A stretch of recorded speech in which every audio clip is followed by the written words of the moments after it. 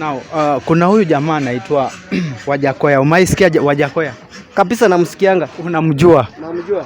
Baadhi ya sera zake zenye unamkumbuka nazo ni gani? Anasema in case akichukua uongozi eti Wakenya wote watafuga nyoka. What? Alafu amesema Kenya wote mpaka wamama kila mtu ataanza kufuta bangi.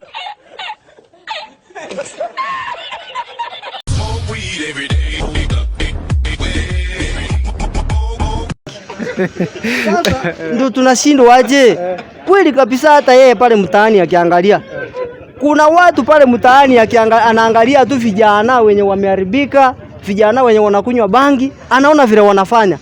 Mtu anafanya anakunywa bangi, anafuta bangi, baadaye anaenda na rape hata ng'ombe. Sasa hivyo ndivyo yeye ameexpect kila mtu atumie drug abuse.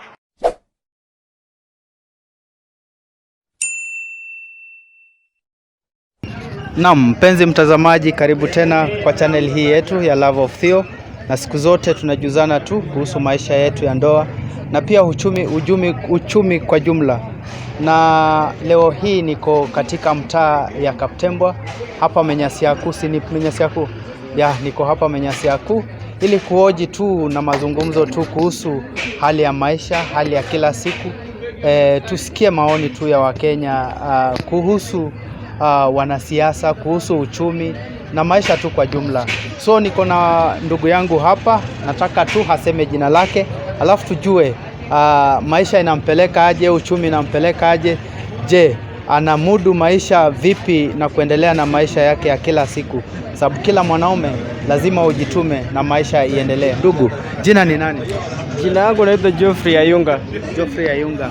Je, Geoffrey Ayunga, unatoka wapi ama unaishi wapi?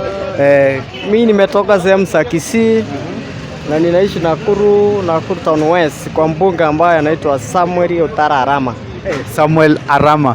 Je, Arama anarudi? Arama atarudi. So asante sana ndugu. Maybe kwa kifupi tu tuelezee kazi yako ni gani, ama watu wajue waone kazi yako ni gani? By the way, kazi yangu kwa saa hii mimi nafanya kazi ya bodaboda, manake kazi yenye nilikuwa nafanya kwa kampuni. Hiyo kampuni ilifilisika, alafu tukafutwa kazi. So kwa saa hii niko kwa maisha ngumu, ninafanya kazi ya kuendesha pikipiki. Je, ni nini msukumo gani ulipata ndio ukaanzisha pikipiki, sio biashara nyingine? Baada ile biashara yako ulikuwa unasema ilifilisika ama ile kampuni. Unajua sasa kitu yenye nafanya mimi nirudi kwa pikipiki ni kwamba wakati kazi imeisha mahali mlikuwa mnafanya, sasa maybe sikuwa nimejipanga na capital ya kufungua biashara fulani. So nikaona kazi yenye ninaweza ingia haraka na nifanye hiyo tu ya pikipiki, ambayo ndiye naingiza kwa kila siku, alafu niweze kuchimudu na familia yangu. Okay. So umesema pikipiki ulipata aje? Sababu haukuwa na capital. Mtu alikupatia, ulinunua, ulichukua kwa mkopo ama vipi? Pikipiki nilichukua ya loan. Ya loan. Nikateseka kulipa loan mpaka nikafika nikamaliza loan. Oh, that's nice. So hii maisha saizi vitu vina kila uchao, ukienda duka unapata tu kitu imeongezeka, lazima imeongezeka. Maisha inakupeleka aje? Kwa maisha ya saa hii ukweli ni kwamba yenyewe hizi maisha kama ya tuseme section kama ya chakula, baadhi chakula imekuwa bei kali sana. Kama saa hii ukiangalia mafuta mboga ilipanda, na tumesikia tu ni fununu kuwa itakuja kupotea, hatujui raw materials zimepotea, sijui dola hakuna Kenya. Sasa tuna expect kuona kama maisha yetu bado ni ngumu, maana hata ni mambo ya mahindi. Saa hii mahindi korokoro moja ni 150, ambayo hatujawahi fikia maisha kama hayo. Alafu ukiangalia mambo kama ya sabuni, saa hii tulikuwa tunanunua sabuni mpaka ya 30, lakini saa hii hakuna sabuni ya 30, ni kuanzia 50 kwenda juu. Kwa ukweli ni kwamba maisha imekuwa ngumu kwa mwananchi wa kawaida. Imekuwa ngumu, ni vile hatuna sauti ya kufikia pale juu. Lakini ni vile tu sisi bado ni Wakenya, hata ikikuwa maisha ngumu, bado ile yenye kidogo tutapata ndio tutakula. Maana hatuna mahali pa kukimbilia. Hiyo ndio ukweli. Sasa saizi kuongezeka kwa vitu, mafuta sana mafuta ya pikipiki imeongezeka bei, si ndio? Na unapata kwamba kuna changamoto ya kuendesha ama changamoto ya kupata hiyo mafuta. Na saizi mtu akikwambia akupeleke tao, labda kitambo ulikuwa unampeleka na 50 ama penye mtu alikuwa unampeleka na 50, saizi ukimpeleka lazima aongezee kitu, si ndio?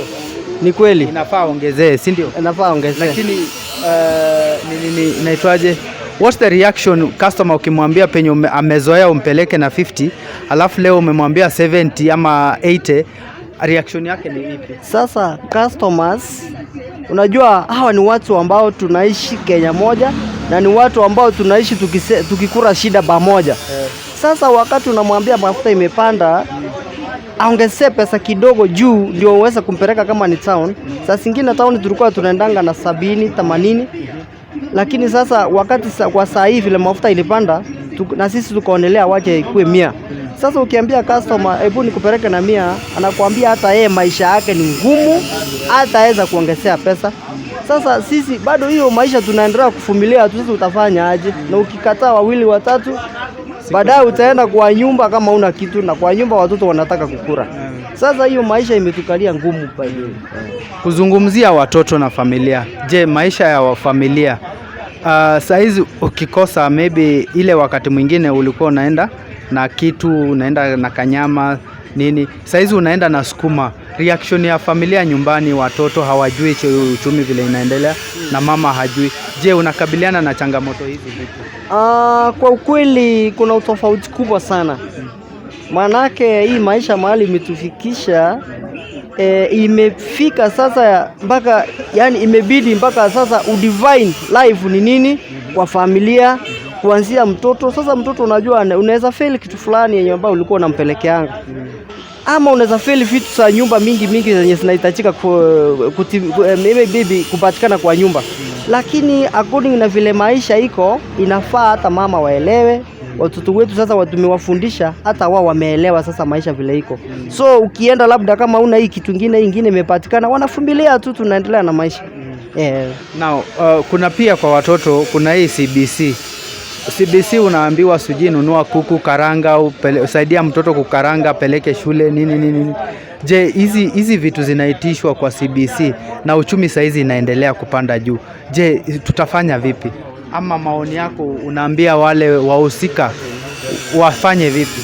Mimi maoni yangu kwa maybe tuseme mahali kama shule, hii mambo ya CBC. By this CBC inapeleka wazazi mbio sana. Though wanasema ni mzuri juu mtoto anachua chenye anafanya haraka, lakini inakuwa expensive kwa wazazi. Sasa example, mtoto anatuma gray soil, mtoto anatuma sand soil, mtoto anatuma sijui face sabuni, mtoto anatuma vitu mingi mpaka corrugate, brush. Sasa hizo by the way kama CBC iko hivyo ni sawa, tutaizoea tu, lakini ni expensive. Okay. Sawa. Now tumezungumzia kuhusu uchumi. Alafu tuko na viongozi wetu wenye tunatarajia uchaguzi iko in the next 2 months. Not even 2 months. Imebaki 1 month na siku kama 20 something hivi, 28, 27. Je, katika hii tarehe ama au viongozi wetu unaonaje kwanza kuhusu kuhusu promises zao zote kwa jumla? By the way mimi ninaweza sema kulingana na vile maisha inatupeleka, hawa viongozi wetu sisi tunawapenda. Hawa viongozi wetu tukatae tusikatae, bado ndio watakuwa viongozi wetu, na ndio sisi tunaishi Kenya na bado na wao wanatuhitaji. Sasa hizi vidokezi zao ama promises zenye wametoa, sasa tuanzie kama mlengo wa Azimio la Umoja ambayo tuko na mheshimiwa presidential candidate ambaye ni Raila Amolo Odinga. Kwa ukweli wa mambo ni kuwa zile promises zenye amesema dadili nazo katika Kenya yetu, kwa ukweli kuna zingine zenye ambazo hata sisi wa Kenya tukiangalia tunaona ukweli ya kwamba hazitatimia. Maana yake kusema mambo kama ya mchumba eti atakatisha wale foreigners wenye wanatuleteanga hapa hivi nchi zingine, alafu sasa tuanze kujitegemea sisi wenyewe hapa. Kwa ukweli kabisa hatutaanza kitu. Mtoto hata saliwa leo tena asimame afae nguo aanze kufanya kazi. Lazima hii mambo tunaenda polepole ndio tusikatize urafiki na nchi zingine ambazo tunafanya nazo biashara. Kitu ya pili, wa Kenya hii mambo ya kusema ati 6,000 kupeana 6,000 kwa kila mwezi kwa wale wenye hawachiwezi. Kwa ukweli Kenya yetu kwa wale wenye hawachiwezi ndio wengi sana. Ndio wengi zaidi.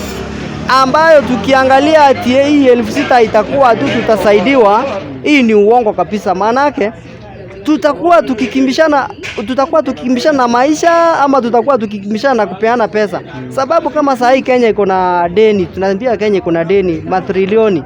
Sasa kwa ukweli wa mambo, watadiri na hiyo trillions ama wataanza kudiri na mambo ya maskini? Mimi sioni hiyo kitu ikifanya. Kwa ukweli kabisa sioni ikifanya. Wewe ikifanya. Na ni nini unaona kwa manifesto yake inafanya? Kitu yenye ninaona kwa manifesto yake maybe Baba Care kwa ukweli, sababu yule mama ambaye ni deputy president wake ambaye ni Matakarua, mimi najua kabisa mambo ya nini Baba Care hiyo lazima watasukuma mbele. Hiyo kwa ukweli hiyo naona kama watasukuma mbele, sababu hiyo ni mambo inadili na afya ya mwananchi. Lakini hiyo mambo nyingine promise mingi mimi sioni. Shule from nursery to university, wewe unaonaje hiyo? Hii kwa ukweli wakati kiongozi wetu aliingia anaitwa hayati Mwai Kibaki, kwa ukweli alianzisha free education. Kuanzisha free education, ikaanza tu free education hivyo, ikaanza ikafanya kazi mpaka kwa sasa. Sasa viongozi wote wenye saa hii wanaulizia president ama wanaulizia viti fulani. Hiyo lazima wanapitia hiyo. Si wapitia agenda tofauti. Kwa ukweli ni kwamba hii mambo ya kusema eti ulipie mwanafunzi Kenya sijui tuko namba ngapi kama wanafunzi kwa kila nini ulipie from nursery to university, hiyo nayo ni uongo. Sababu ni kwamba hiyo ni gharama kuu sana. Tukianza kulipa hiyo kuna mahali tutaumia. Tukianza yani kulipiwa school fees from nursery to university, kuna mahali Kenya mwananchi wa kawaida ataumia. Ni heri awache wananchi wachimudu ama waendelee vile walikuwa tangu kitambo. Sasa akifanya hivyo hata wazazi hawatafanya kazi. Anajua kazi yake ni kuzaa na ni kupeleka huyo mtoto shule asomezwe free kuanzia nursery up to the university. Tena kitu kingine mbaya kabisa ni kwamba saa hii tuko na wasomi wengi Kenya yetu. Hata sisi wakati tukifanya hii kazi ya pikipiki kwa ukweli sisi wenyewe tumesoma. Tumefika level fulani, lakini hatukuwa na pesa ya kujiendeleza mbele. Ndio maana tukarudi tunafanya hii kazi ya chokali, kazi ndogo ndogo. Kwa ukweli kabisa wasomi ni wengi Kenya, ambao wengine kama example nikupee, kuna vijana kama 3 sasa hivi tunafanya nao kazi ya bodaboda ambao wamemaliza university hawana kazi.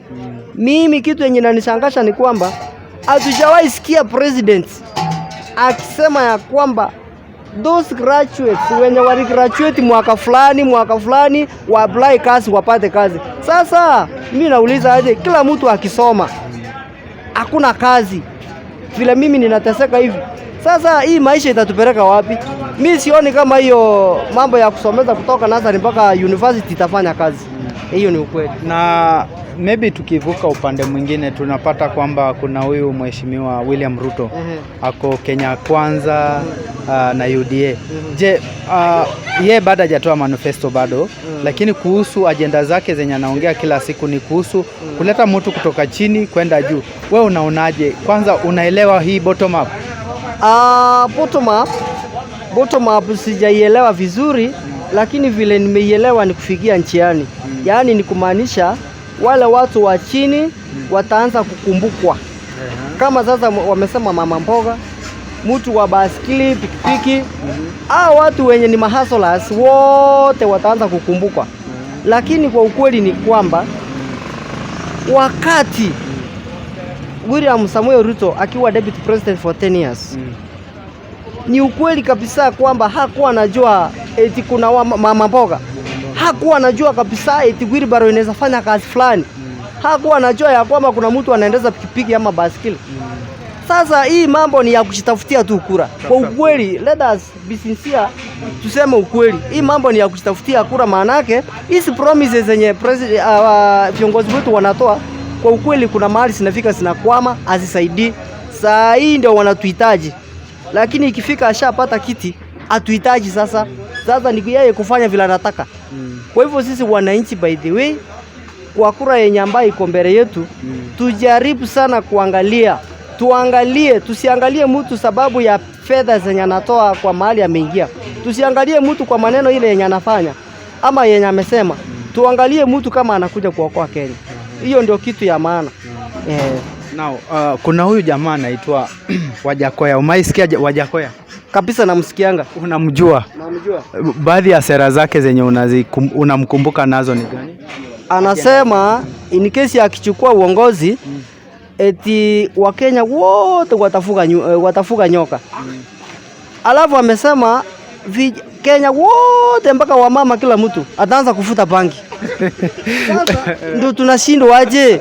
Kweli kabisa, hata yeye pale mtaani akiangalia. Kuna watu pale mtaani anaangalia tu vijana wenye wameharibika, vijana wenye wanakunywa bangi, anaona vile wanafanya.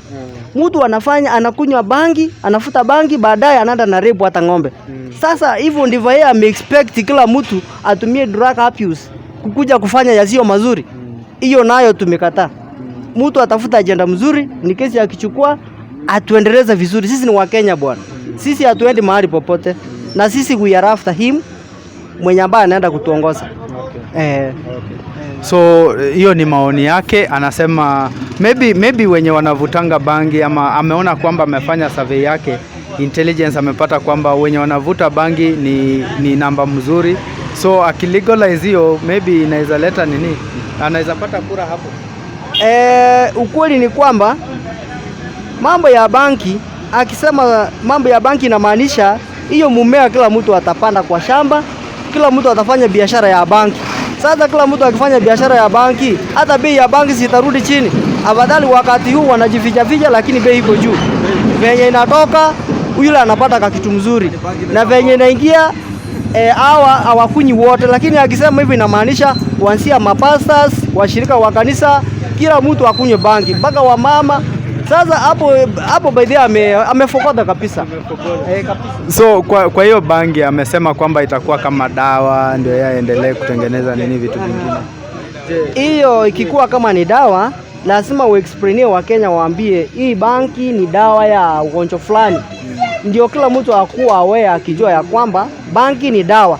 Lakini akisema eti kila mtu aanze kufuta bila kuexplain. By the way, hata mtoto ukimpeleka shule, ukimwambia state and explain, ana state first then ana explain. Sasa if there is no explanation, hiyo sasa banki tutajua inakuja nchi gani. Acha tungoje manifesto yake tusikie. Now tusikie maoni yako kwa mavijana wenye hawana job. Wengine unapata wana idle tu mahali, wamekaa tu, hawana shughuli kuanzia asubuhi mpaka jioni. Je, what's your advice kwao? Me for my side, ninaweza advise ya vijana wenzangu ya kuwa hakuna mahali kazi iko. Kazi inaanzia kwako kwa nyumba. We mwenyewe uchipange.